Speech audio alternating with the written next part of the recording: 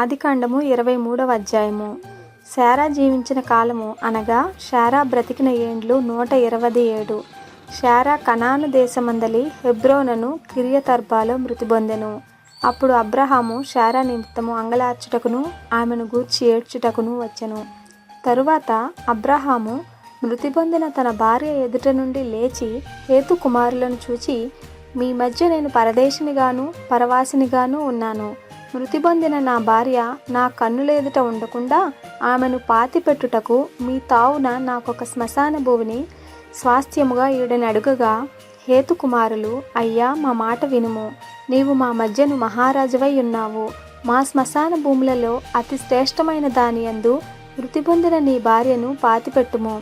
నీవు మృతి పొందిన నీ భార్యను పాతిపెట్టునట్లు మాలో తన శ్మశాన భూమి ఇయ్యనలనివాడు ఎవడునూ లేడని అబ్రహాముకు ఉత్తరమిచ్చిరి. అప్పుడు అబ్రహాము లేచి ఆ దేశపు ప్రజలైన హేతు కుమారులకు సాగిలపడి, మృతి పొందిన నా భార్యను నా ఎదుట ఉండకుండా నేను పాతిపెట్టుట మీకిష్టమైతే నా మాట వినుడి. సోహరు కుమారుడైన ఎఫ్రోను తన పొలము చివరను తనకు కలిగి ఉన్న మక్పేలా గుహను నాకిచ్చినట్లు నా పక్షముగా అతనితో మనవి చేయడి. మీ మధ్యను శ్మశాన భూమిగా నుండుటకు నిండు వెలకు అతడు దాన్ని నాకు స్వాస్థ్యంగా ఇయ్యవలెనని వారితో చెప్పెను. అప్పుడు ఎఫ్రోను హేతు కుమారుల మధ్యను కూర్చుండి ఉండెను.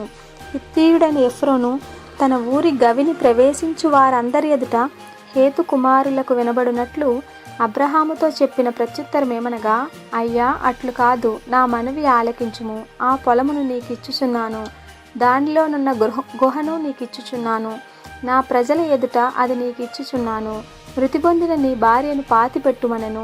అప్పుడు అబ్రహాము ఆ దేశపు ప్రజల ఎదుట సాగిలపడి, సరే కాని నా మనవి ఆలకించుము, ఆ పొలమునకు వెల ఇచ్చెదను. అది నా యొద్ద పుచ్చుకుని నెడల మృతి పొందిన నా భార్యను పాతిపెట్టదనని ఆ దేశ ప్రజలకు వినబడినట్లు ఎఫ్రోనుతో చెప్పెను. అందుకు ఎఫ్రోను, అయ్యా నా మాట వినుము, ఆ భూమి 400 తులముల వెండి చేయును. నాకు నీకు అది అంతా. మృతి పొందిన నీ భార్యను పాతిపెట్టుమని అబ్రహామునకు ఉత్తరమిచ్చెను. అబ్రహాము ఎఫ్రోను మాట వినెను.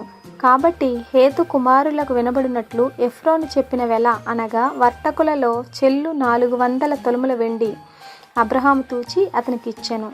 అలాగున మమ్రే ఎదుటనున్న మక్బేలా యందలి ఎఫ్రోను పొలము అనగా ఆ పొలమును దాని యందలి గుహయు దాని పొలిమేర అంతటిలోనున్న ఆ పొలము చెట్లన్నీయు అతని ఊరి గవిని ప్రవేశించు వారందరిలో హేతు కుమారుల ఎదుట అబ్రహామునకు స్వాస్థ్యముగా స్థిరపరచబడెను. ఆ తరువాత అబ్రహాము కనాను దేశములో హెబ్రోనును మమ్రే ఎదుటనున్న మక్పేలా పొలము గుహలో తన భార్య అయిన శారాను పాతిపెట్టెను. ఆ పొలమును దానిలోనున్న గుహయు హేతు కుమారుల వలన శ్మశానము కొరకు అబ్రహామునకు స్వాస్థ్యముగా స్థిరపరచబడెను.